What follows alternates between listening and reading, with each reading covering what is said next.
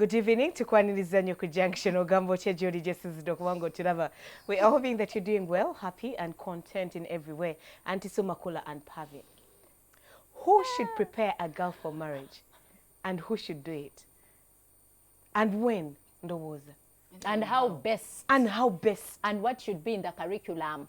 Kwegamba ani ategekera omuwala ateeka omuwala agenda okufumbirwa ani atachikola ddi okitegeera ate okikola otya is a topic of discussion today. Madam curriculum senga anti oyo mu kubakazi assume role bebaita ku bridal showers rules bazikwetika zonna ne bagamba nti so mwala waffe wuuna agenda fumbirwa ekibuuzo nina ekibuuzo.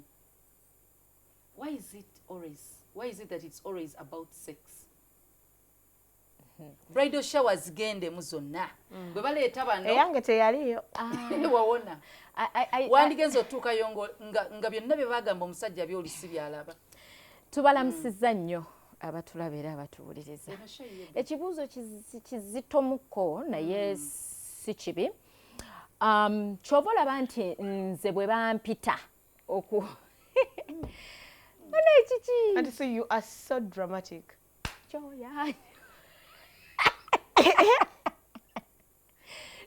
Producer. Akati nze bwe mpitibwa era ensonga lwaki nkyayitibwa nakati ku bridal showers okuteekateeka si omuwala yekka agenda okufumbirwa naye n'okuteekateeka bano oba oliawo abakyanoonya oba batannaba kutuusa oba abakyalina abaagalwa baabwe nga bakyabeetegereza kwegamba knowledge eno teba nnyo y'ono agenda kuba ye already at least aba ali mu transit naye bonna bayambibwa. Nze omundooza ku basenga abatono ennyo be bayita oba aba.com oba abagatta ekyannazzi kuno na kino ekipya ne tufunawo ki product ekirungo ekiri awo ekigwa wakati nga kiyamba erudda n'eri. Nze omu ku baakyusa okujja ebyobuwemu ennyo mu bridal showers ne groom showers. Era n'empandika curriculum eyange ng'eri holistic ng'ekwata ku buli kintu kyonna ekyetaagisa kubanga machazi obufumbo kitegeeza kwegatta oba kunyumya akabozi ka kyama kuzaala baana obufumbo kitegeeza ki gwe mulamu omukulu gwe mulamwa egimu ku mikulu naye ate si kyekyenkomeredde empaji eya wakati empaji endala ne zijja zeetooloola zisapootinge guno omulamu omukulu ogw'abatuumibwa nti mugende muzaale mukole ki mwale kakati kyova olaba nti empaji ziri endala zonna bwe zibanga nnungi omukyala mugezi omwami ali wati omukyala muyonjo biki kati wano empaji enkulu bw'ebanga erimu obukosefu emirundi egisinga obungi ze zimu ku mpaji ezendesa abasajja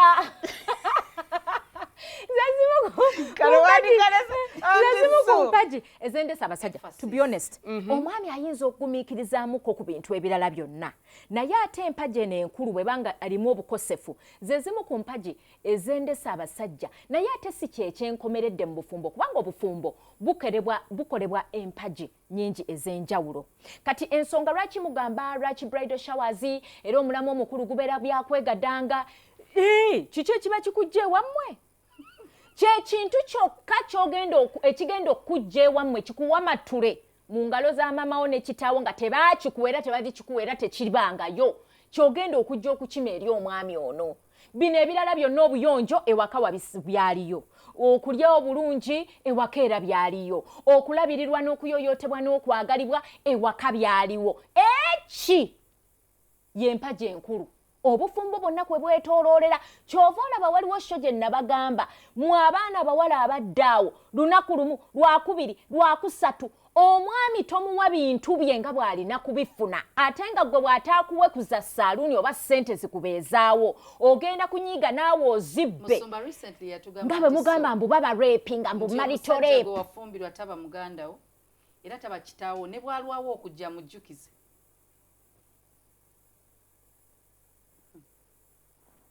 Wasembadde okujukiza omwami nze mbaako okujjukiza nkukwata bukwata. Olaba ate ebyo Anti so atandise okwononeka. Oh, But bulamu. going back to that because awo nkumanyi otandise. Tusooke tutandikire ku ani avunaanyizibwa okuteekateeka. Ye kennyini amanyi ekyokwogera, amanyi ekyokukola, amanyi curriculum eyo ebeeramu biki, oba agenda kuwomatula bwomatuzi bigambo bigenda kuyiwa ntungo.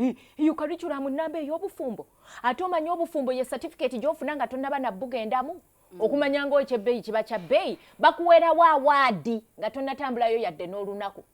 Ekyo si kintu kirungi kubanga bazaali bo olina kufumbirwa. Ebintu ebimu ebisomesebwa abaana biva mu experiences z'abantu abasomesa. Ekyo kituufu kyova olaba omuntu asomesa alina okubeera professional ng'ate ali neutral. Nga sexual experiences zaabwe baagala ziyingiza mu bufumbo bwo. Nti waliwo byenyinza ogamba biri basic. Yes, beera nebbaawo. Bawa besiki no gye balina okuwa abantu mugoyinga extreme ne mutandika osomesa abantu sex styles ne mutandika ogamba omusajja mukole bwoti ne bwoti abamwe ennaku zino mulimu oral sex because you.com kati we babisomesa because bawe yali abinyumirwa alowooza n'owanga agenda byagala n'otuuka eri innocence omusajja gye yandinyumiddwa nga bagijjeewo waliyo abantu abamu nga bajagala that innocence y'omukazi. Pavina atero kyogera nti omusajja Katonda bwe yamutonda ayagala power and control in the relationship. They are hunters. Mbuliri omuwala omusajja kalinga akakima kabuuka kava eri kadde. Kabuuka bubuusi from one place to another omusajja gamba kikiba nendete miguwa. Naye senga yamutese. Point yange ogimaze. Naye nze kyendowooza mu kyo kyolaba twatandikidde ku kiri ani avunaanyizibwa. Ye yeeteeseteese omuwala nga ate nno ninja oyo ayinza n'okuba mbeerera alengejja. Exactly. I think we need twetaaga kubanga emirundi egisinga taata ono yatera okulonda senga era tujja kusaba taata omusajja gamba what is happening. Ennaku zino mubasiba na ku bitanda omuntu nga tonneegatta naye mumala musiba ku bitanda amanya ne musiba kantuntunu kati omwami omuggyeko okulaba ekimuli kyekyalooza kyagenda ofukirira olwo aba agenda kukola biki. No seriously kubanga onzibye amaaso mbusimanya you are being romantic nga siraba oyagala nnyo okulaba. Let's not go there. Some people like it. Some people like it. Ebyo bijje luvannyuma ng'oteekamu birungo. Lwakilooza ebibyo bye bikola. Ate kyekiri kye ŋŋambye. Ate onnakigamba. Lwaki muleeta ebya.com omwami n'omuziba amaaso n'omuziba amagulu n'emikono the man wants. N'osooka n'oleeta n'obuswanyu n'omukuba obuswanyu n'asooka azimbazimba. Abamu kye baagala. Olwo mbu nno n'alyoka agira afune essanyu. Lwaki oyagala okimbulira nkikole mu bufumbo bwange. Makula. N'otanzikiriza nzuule omwami wange kyayagala. Sigenda kukikugamba okikole. Nze kyovula ngamba basenga bali eyo ne ba aunties. Abazaalibwa ab'omu musaayi nga bakulonze lwakuba nti oli mwannyina w'omwami wa taata. Azaala omuwala nabana abakikola professionally omuntu yenna muwe basics ate of course basics twazaalibwa tuzimanyi waliwo atamanyi kuwalampa kitanda ng'essaawa etuuse. Meaning you don't have to say it. Anti kakati kyetugattako byebirungo bino kyetugattako kekanzaali kyekinzaali ekiganda. You are just adding value, a little bit of value of what we are all born to be. Sex animals. Sisobola nakutandika kugamba so we are all born to be sex animals. We are sex animals of course. Bobanga osobola if you can reproduce after okubeera ne munno then you are a sex animal, meaning naturally ekintu ekyokwegatta buli omu azaalibwa ayina idea whereby njagala nnyo abantu banyikize nnyo bino ebintu ebirala kiri ekyokwegatta kyekola kyokka kirina engeri automatically. Musumba yatera okugamba nti kwata omwana omuwere omulenzi n'omuwere omuto omuwala obasibire mu kisenge olabo bwabo banaweza emyaka 15 16 tosange nga balinamu okusatu kale manyanga ku n'okusoba musumba mpulidde okitegeera banaye ntuyanye nkumanyi nsonga bwekwata ku kintu omulamu omukulu ogusingira ddala katonda ogwatutonderwa nze nfuna n'akatuuyo nkumanyi nolwekyo basics zeetagisa naye ate si kyekitandikirwako saagala owamatuka eri otandika okugamba kaakati bw'otuuka bwoti ku kitanda nkola oti banna bejjuka kwegamba ebintu ebyo si birungi abaami abakyala bakola obuzibu bagenda ne baddaawo omwana n'omwonoona n'otandika omugamba ebyokukola oluusi omwana mbeerera talina kyamanyi nze njagala nnyo omwana oyo asigala ne innocence n'ayonoona kuba tamanyi tategeera ate njagala n'abaami bw'oba omanyi nti omuwala gw'ofunye muto mutandikire mu kwogera leka okwegatta kuno kutandikire mu kunyumya oli otya munnange gyebaleko wano wakunyonyogera mutandikire mu kamese yes mutandikire kamese tambula ate wano olwo omunoonyo otegere ennyonyogezeeze ziriwa naye gwe naawe omusajja n'ova eri wenna kanno kalemedde ne mu kinaabiro bambi hane munu naiti bikalemye okuvaayo owaaye ofiiriddeyo why mubatendeka kale sigamba gwe nkumanyi oli wakabi beba batendeka and then we are going astray. Prepare the emotions. That's the truth. Prepare the body. We are going astray because kyemutamanyi nti bwontuuza kankijeyo ku sex because but if I use another example to explain it, maybe you understand it because nti omuntu bwajjanga akugamba nti kino kikola kola bwoti olina kikola it brings a lot of nervousness kiringa kwetegekera nnyo kibuuzo and takes away your natural exactly kiringa kwetegekera nnyo kibuuzo nti bw'otuukawo because you are fed with so much confusion bana batugamba nti bw'omuba mugenda mukola mu mocks mugendeko in some schools genda kebudo gendako wa mulabe ensoma yaabwe you've been studying for 6 years under a certain teacher and now in a week back pretending that they want to teach you under a different and they think it's going to make a difference. Now, omwana buli wamumusa kwe your pressure, outside pressure, external pressure, like ereta mu nervousness. Ereta mu okutya.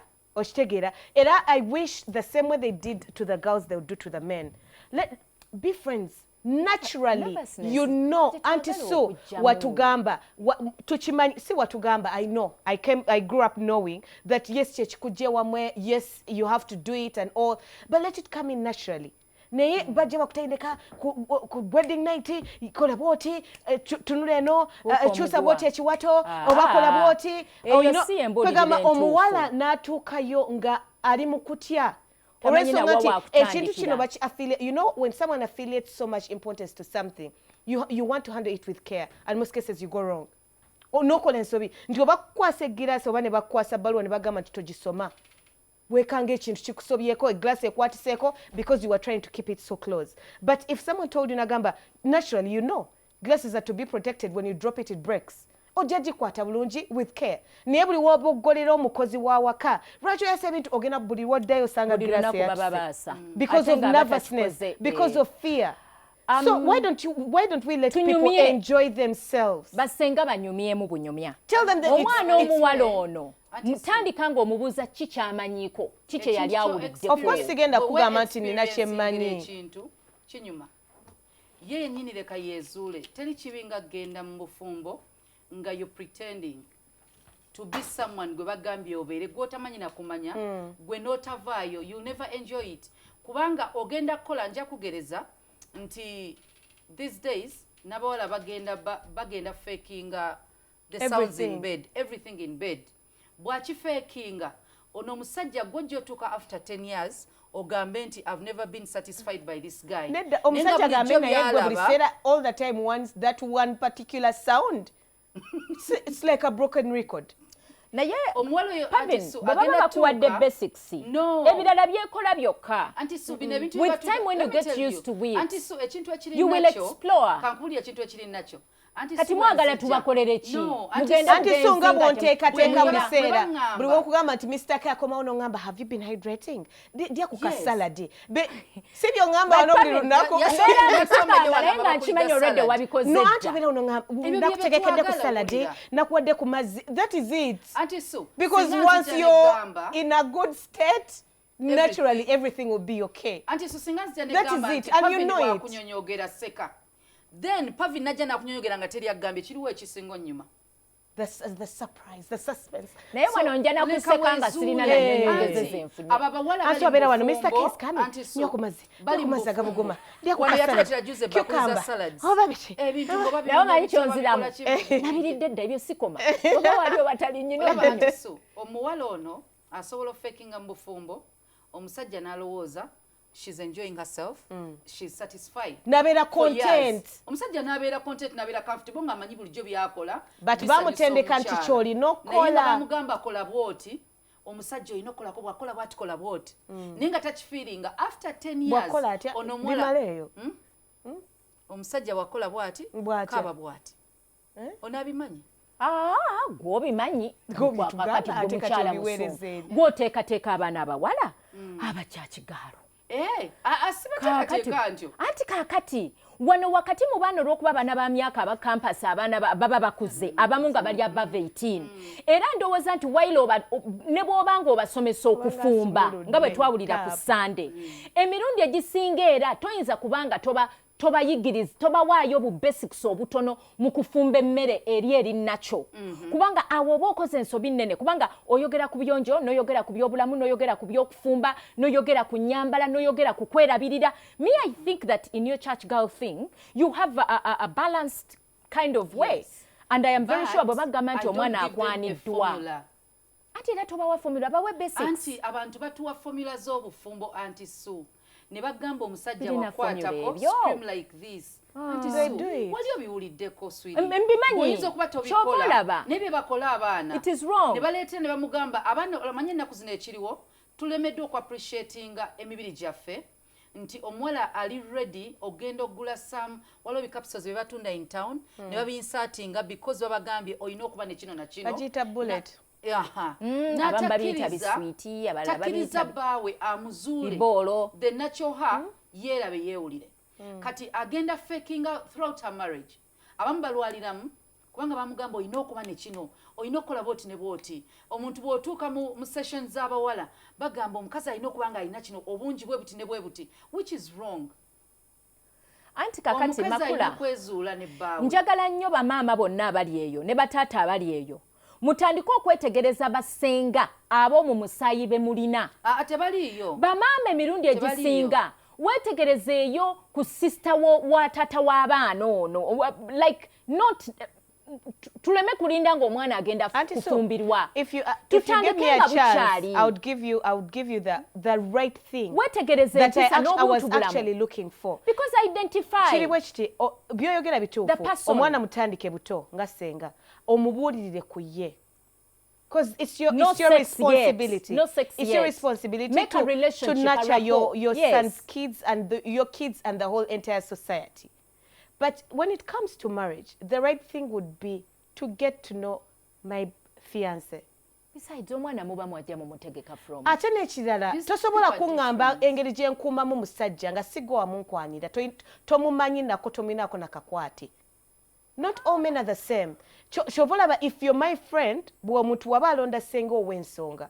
Aba ye mu meeting adda. They have been there, they have had lunch together, they have amulabye neesaye atandise okumulaba nti asinga kwagala toke. Nze nina cousin, family friend, cousin, sister, kuba ebintu bitusobera omuntu mufuuka ab'amikwano nnyo ne mufuuka ba Luganda. Amugamba omukyala omuganda olina ofumba n'oboobeza n'osanika omusajja we alina ulcers katuna amatooke gamutte atya bapya mu bufumba atya ogamba omukyala we nti nze ndi wakawunga mukwano hani naye bamugamba omukyala omuganda aboobeza ettooke ogaba otya emmere nga tekuli ttooke okitegeera so if the senga had involved herself at that particular moment because when the girls are ready we usually talk kati omuwala bw'ayogera mugambe muwala jangu twogeremu Oshegera, bring for me your boyfriend. I need to get to know him. Omulabe, omuyige, omanye cheche okumugamba. ate n'ekirala njagala abawala naffe tubeeremu kulondobamu oba kukusengejja si buli kintu kyonna sengawe kyakugambye nti ogenda kitwala wholesale kubanga first and foremost olina okusooka byakugambye gwe zitwale mu bwongo bwo nga basics ne maama wo byazaakugamba bitwale nga basics n'emikwano gyo because by the way abantu bonna can prepare kuba n'abaana n'emikwano gyaffe balina bye boogera and all that naye kirungi naawe okugenda weetegerere munnooli biki byayagala mwogerezeganye mulabe okyali ku junction tukyagendera ddala maaso era nga njagala okutwala this opportunity okujjukiza nti MTN ena sent you points ate gy'okoma okukozesa MTN mobile money okugula data okugula airtime and all the other services of MTN ofuna the sent you points era nga batwebaza tubeebaza mwebala okubanga mulonzeewo MTN okubanga gye mukolagana nayo era nga beesunga emyaka mingi egy'omu maaso okubanga ffenna tukolaganira wamu MTN everywhere you go amateeka n'obukwakulizo bigobererwa tovaawo.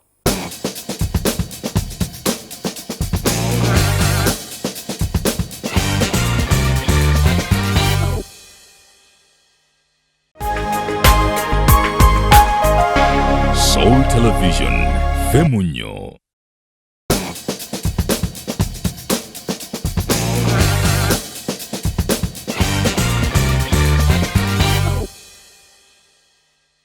Okyali ku junction tugendera ddala maaso era nga twebuuza ani or who should prepare a girl for marriage. How do you do it and when do you do it? Yes. So ekyo kyembadde nkugamba kiri very very important. Most cases to get to know the person is key.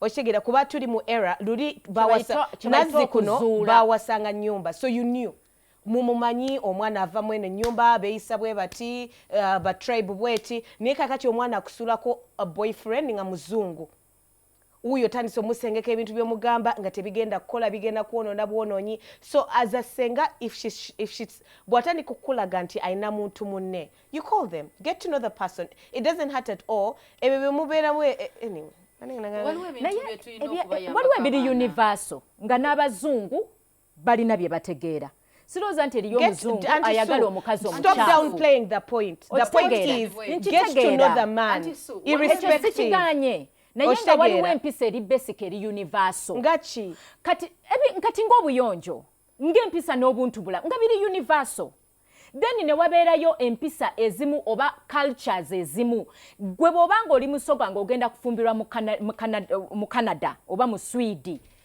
senga mba musuubira okugezaako kuba kati Google yajja abaswidi culture yaabwe eri etyo ogenda kincorporating otya si culture yaabwe eyinza okubanga culture yaabwe naye nga yesi bwali nkuddirayo ku ntandikwa omusajja nga ye mumanye anti omusadde era oyina okumanya ayinza okuba mukyala owa tribe ye naye nga alina ebyenjawulo ebyatayagala tetuganye anti sunzikiriza byoyogera mugenda ne mwetuminkiriza n'ogamba kirina beera bwe kiti nti tusobola pavinyagereza example ennungi nti bw'ofumbira omusajja omuganda bagenda kugamba muwa amatooke abasajja abaganda balimu ebika ab'e Masaka bajja kwagala amatooke ab'eruweero baagala lumonde ng'ojja fumba amatooke aleka eggali ofumbe lumonde aleka ebbirya naye the best person yandibadde gwe wennyini ne weezuulira omusajjawo because bano abalala bagenda kwongerezaako tebasobola anti si bwe tuba nkubuulidde bba wange nga tubuzaayo 2 weeks oba myezi 5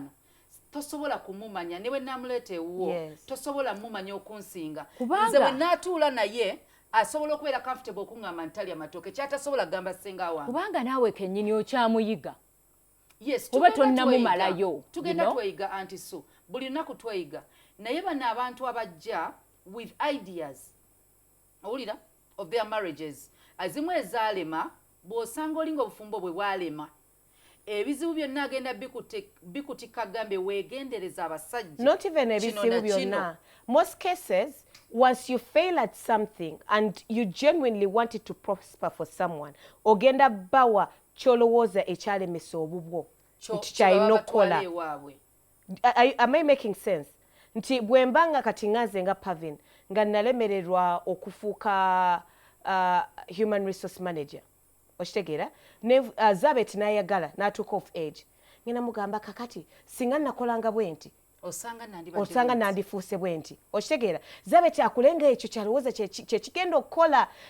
It's human nature, it is how it is, unless for you people abagenze mu ssomero ne musoma professionalism. Naye kakati tufunye obuntu nti si buzibu because they also don't know they are doing it, nti agenda kwagala okucreatinga ekifaananyi ye kye yali ayagadde oba ekyanditebenkedde for her, ekyandibadde peaceful for him or her, obufumbo bwe akikugambe nti nze omwami wange saamutikkulanga kaveera. Kale ebyo biri basic, wagambye dda waliwo ebiri basic, naye waliwo ebintu ebimu ebiri deep and personal for this particular person. Ate nga we nabagamba, people reflect how they are feeling.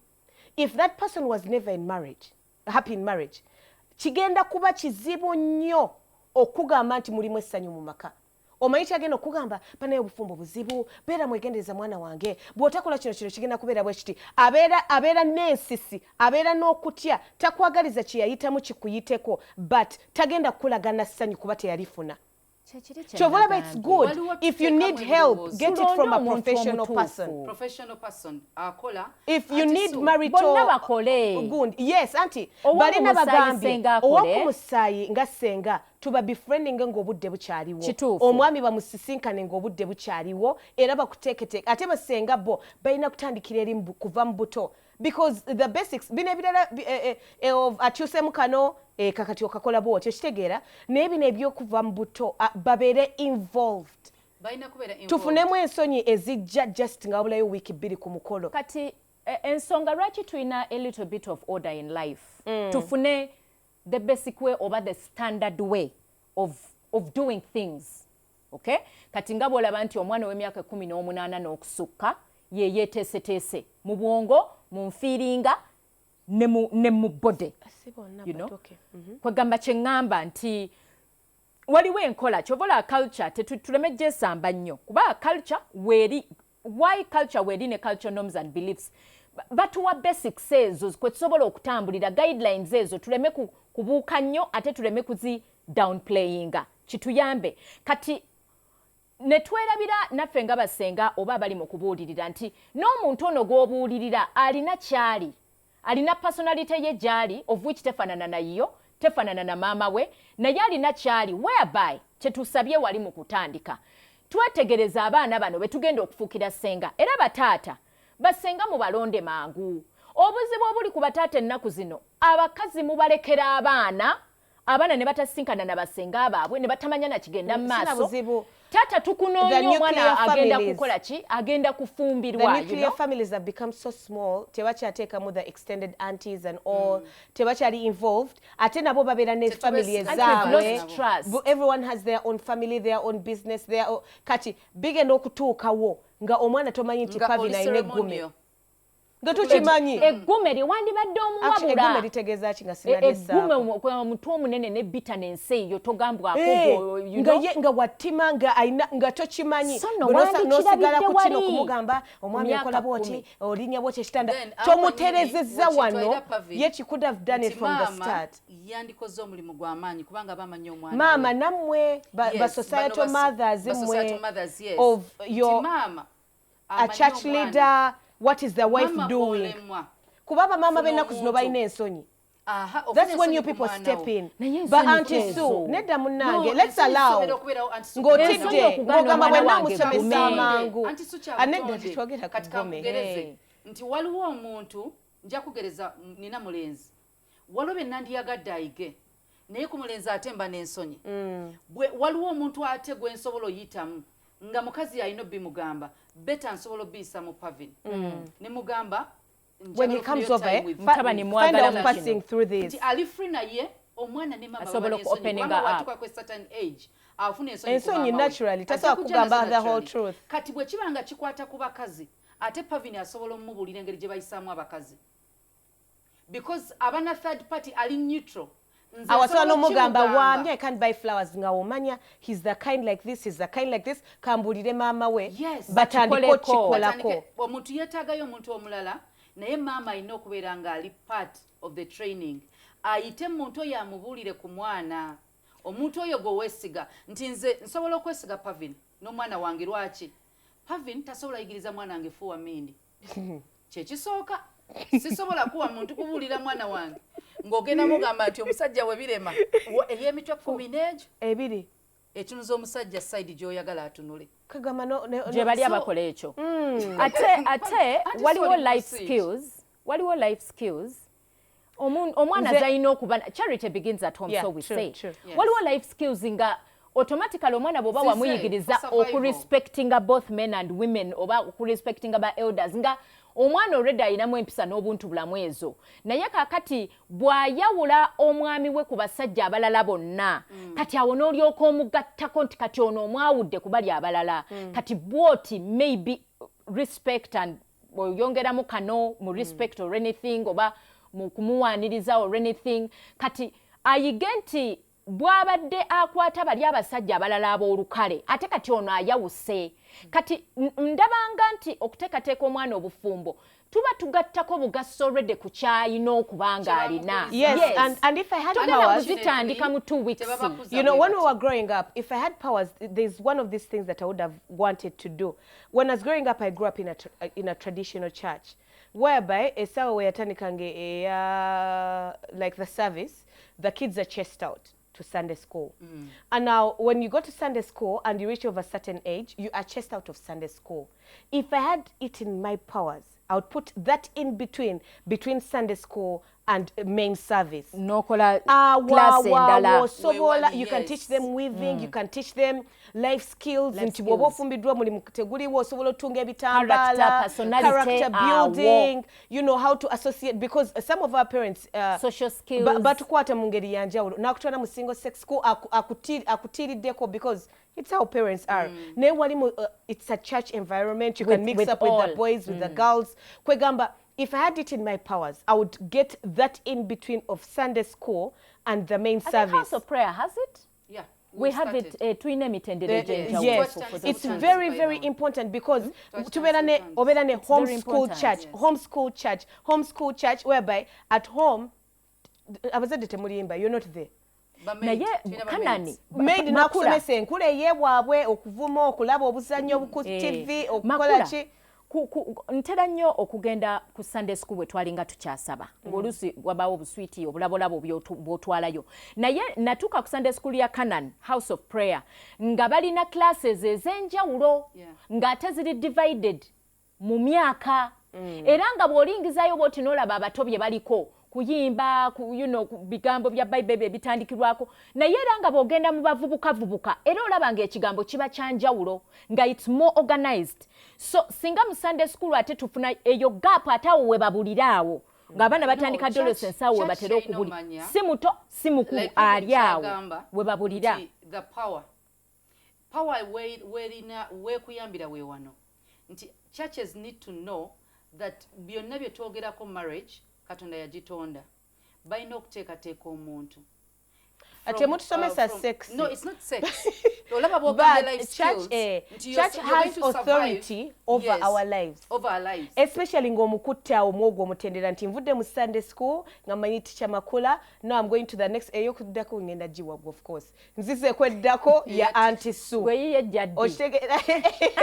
Nzize kweddako ya Auntie Sue. Nga Auntie Sue ekintu yakisomerera. She knows how to handle them. Eranga bwalaba mwavubuse, she has started getting breasts or she has started getting the counseling. Amanye engeri y'okwogera naye nti lwaki obulabulawo nnyo n'omuvubuka oli like Nathan obalaba because era tetwagala to instilling fear into the kids oba n'abazadde ogamba sijja kujjayo omwana wange eyo ku church eyo bannange tuba tuli mu church nga babasomesa bino but gwe ng'omucounselor omulaba ogera which child to talk with and which one to still be waiting for okigera because ekintu kye bakugamba mu church you people ekintu kye bakugamba mu church tokyerabira and you believe.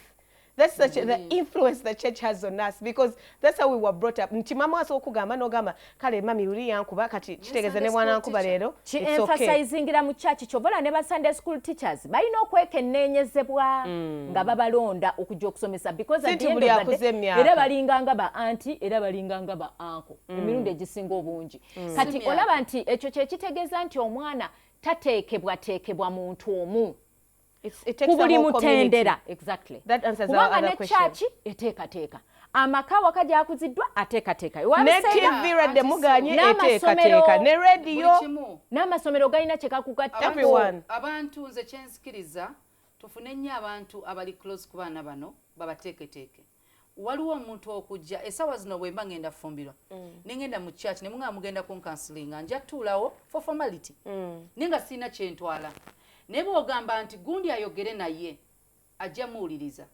Abantu abamu batuula mu bintu bya church kubanga balina okuyita mweyo procedure basobole obbagatta.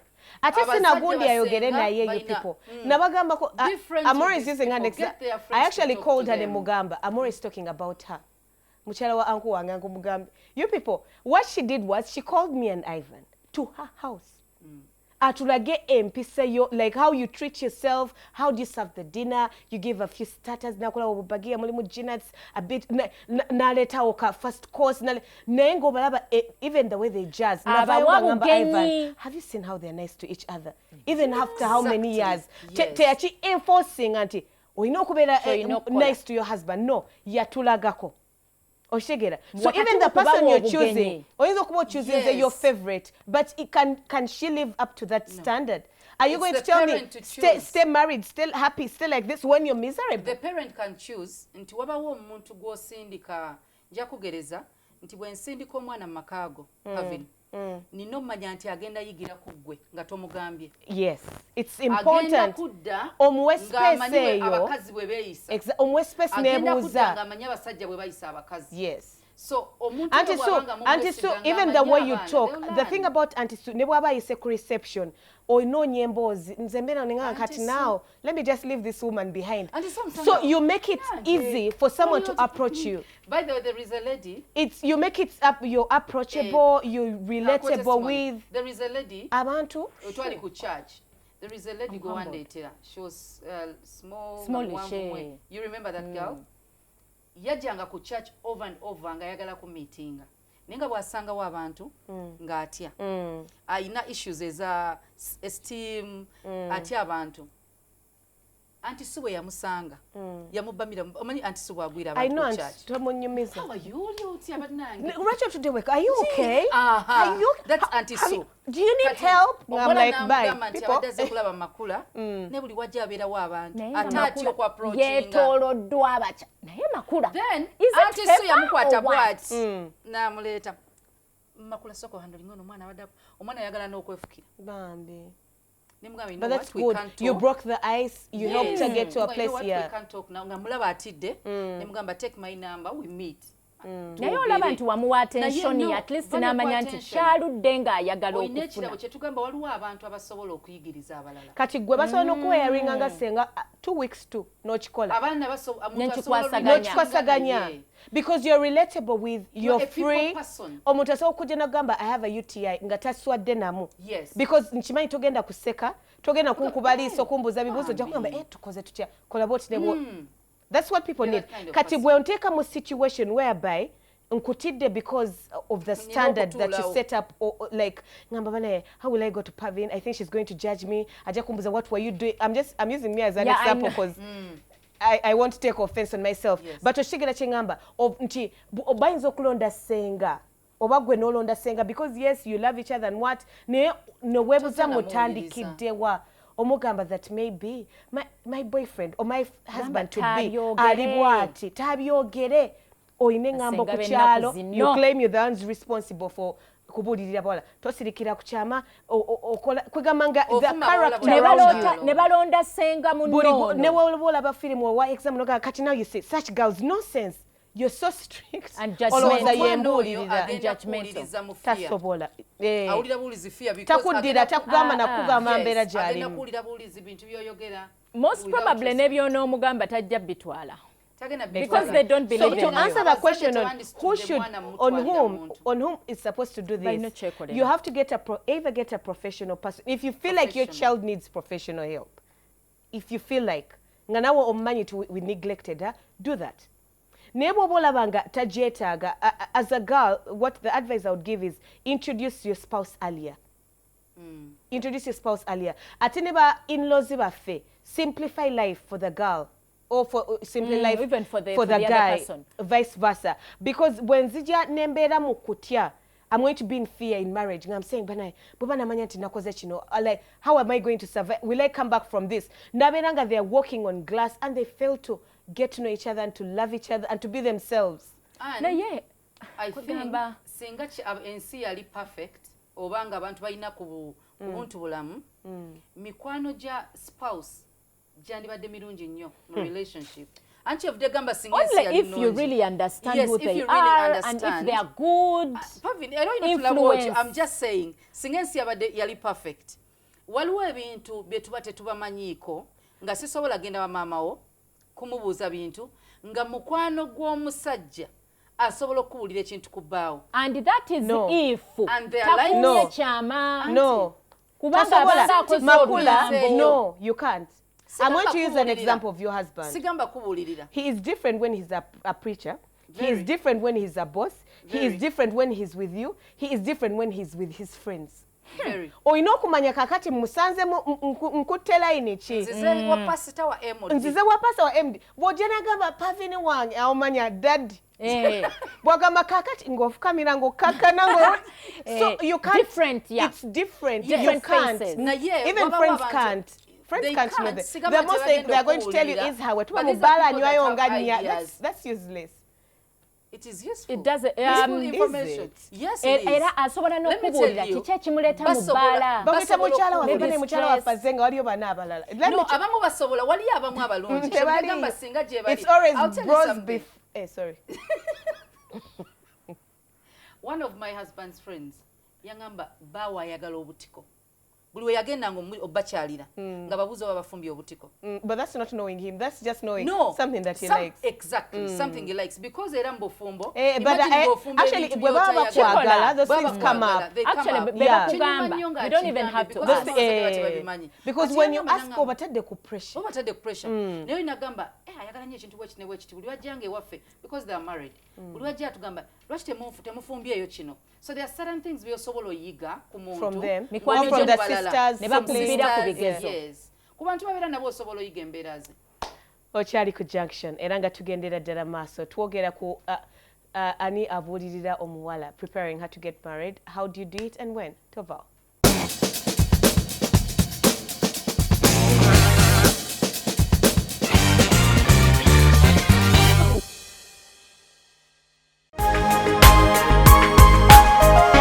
Soul Television, Femunyo.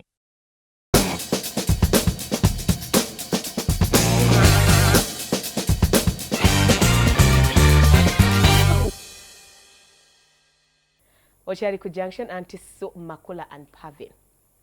Kakati mbadde ebibuuzo biyitirivu. Tuve mu kwetooloola tudde no tudde eri omulamwa gw'obufumbo ogusingirayo ddala era ffenna gwe tutegeera obulungi empagi enkulu kwegatta okusobola okufuna abaana. Kati njagala mwagambye nti saagala kukuwa byange ate nze byange byannema saagala.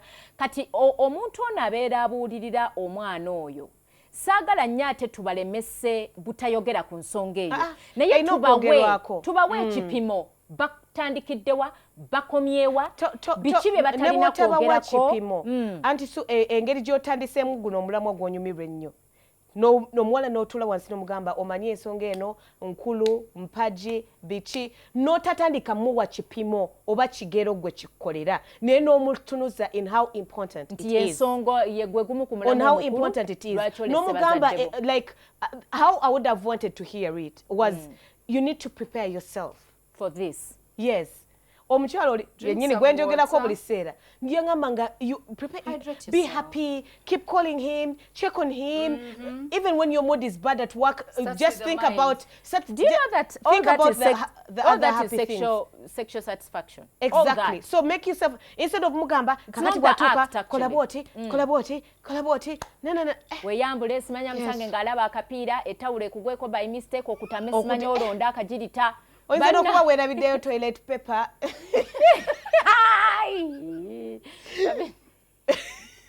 Bingi nnyo mukola nnyo ensobi because you're trying to be mbu kinky. You were not born kinky. Omenyesa amavivi, oze ku salt ozimbye amatama nti nabadde ngwa mu kinaabi. Ngezesa style.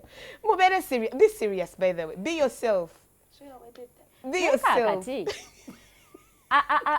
Abatambuliza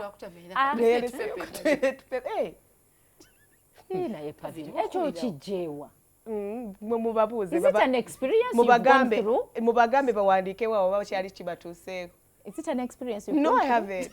But you would imagine that can No, happen. I know it has happened.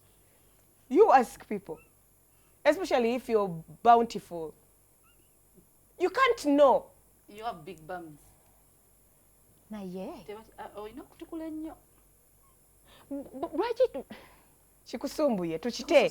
So at the end of the day twebuuza how eno tuze tugibagamba that it's good if we start with the basics. Oshegera okubira ddala ewaka twebuuza abawala abawesera lwaki bali bwe bati obusera babutandika bato kikiri bit whatever from childhood gwe nobitandika mu bukulolooza bigenda kukolerawo nga express. omwana bw'abanga mbeerera agenda kusisinkana omwami ayinza okuba nga alimu engeri endala etali yakuteeka mu kifo kituufu. Is gay? Yes, and that happens a lot. Oba anyo. Nze muga kikino kankigambe tokawana malayo ekyange kiri So you don't know that anyway. Mbale na Tukyogereko. Anti mubulira the right place kye balina okukozesa. Omwami bwageza n'agenda so anti sono right place. You don't know that the other place is just for that particular thing. Excretion. Omwana yeta kimanyi tuwavayo bintu. Okay, innocence ayinza okwata kiwulirangako naye kimubuulire kino ekifo kikola bwe kitne bwe kiti. And now, because I think for such things you need get professional help. Leave. Kaakati ensonga eno endala gye bayigiriza abaana ey'okukola ki? Teryajja otunuya bwerere mu ey'okuboobeza bayigiriza abaana abo ababa bakyali abato. Tutunula eri emabega tutunulire tugambe. Eno eri culture nga balina engeri gye balina okweteekateeka. Mu bifo ebyo. Would you recommend it kati gwe ng'omukyala wa church? Kati nze kangereze bwe nyizo kikola. Yes. These are things we talk about. Yes. But with the parents. The parents' consent has to be there. Parents' consent. Parents amukuleetedde omuto nga takimanyi era ng'omuzadde takukkiriza tokola mistake basobola okukuloopa. Gamba n'okusiba. Basobola okusiba. Ensi gye tulimu ndala tetukyali mu culture emu. So mpozi ng'omuzadde yaleese n'ayogera n'omwana nti waliwo kye bagenda okuyigiriza.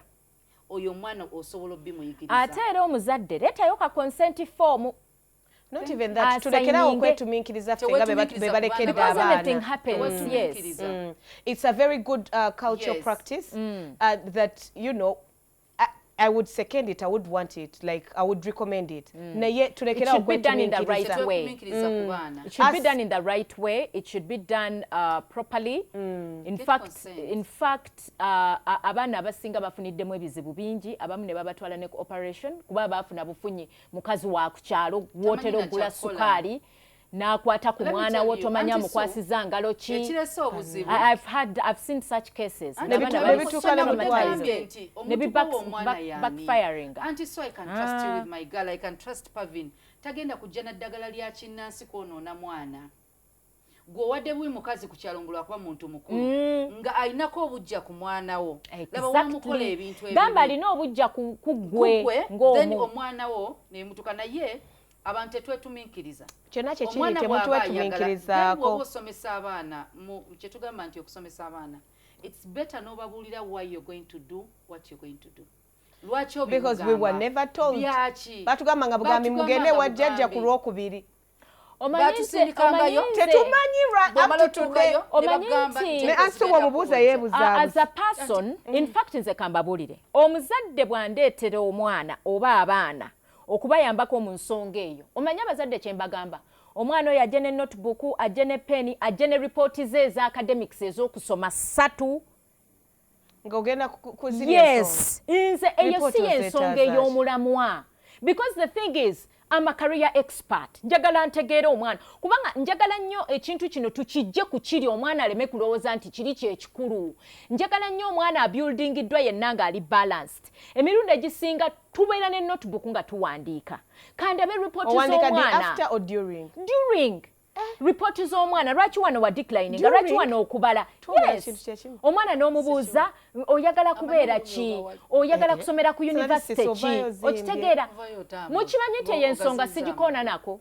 omwana yennyini yagyebulizanga already afunye comfort eyo with you naga anti so at school they talk about this thing but what is it jukira oluusi tamanyi nti ne maama yakkiriza okola eki omusootinge kati ekyo kijja kiba mbawe ensonga musanvu lwaki ekintu ekyo tukikola nga tekuli na kyakwega ng'olina ky'oyagala we need to first talk as adults omwana oyo musisinkane sigwa omundeetera anti si wali olabe nenzija nenkukyalira nensanga omwana nemubuuzaako netunyumya nammanya as a friend sigwe kumukwata n'omuleeta bum ogenda bagenda kuwulira wabeerewo engeri ya rapo oba ne kusimu n'omusanga omugayipennatujja kwogeramu kyangu nnyo anti okuddamu okwogera naawe nigamba n'ogenda okula twetaaga twogereko ku buntu ng'omwana akumanyi naye we bansitula ne banteekewo anti swambulire ngenda tuulawo bwe nti bw'omalanga nzirayo ewakola eggulu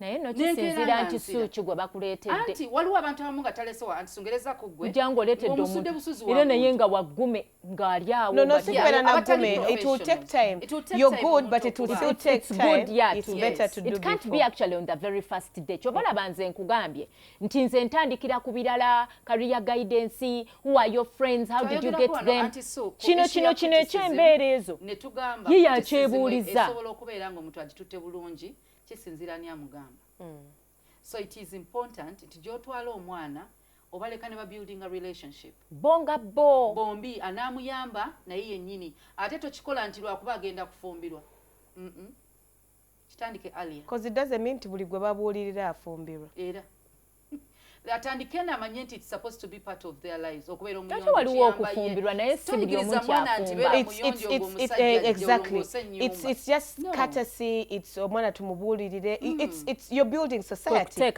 because those are the people you want around your children those are the people you want around you to be your friends nga muteketeke they are good people so who should do it usually varies if it's last minute let the people get to know your spouse let the people get to know you bamanye chiche batambulirako but it would be better if it started from eri wansi Sunday school ewedde au wakati kati and if the person needs professional help nga namwe mulaba nga mugirabamu mu kifo kyo postponinga mu mukoledde egundi omulesa abantu nga 10 ewaka awulira kiri they end up just confusing everything ate nze njagala nnyo omuntu ono ambuulire ki kyamanyi ku nsonga yonna ebeera eyogerwako kyogendamu okitegeera weeteeseteese ki kyokimanyiiko waliwo eyali ayogeddeko naawe we usually want to start from the known to the unknown.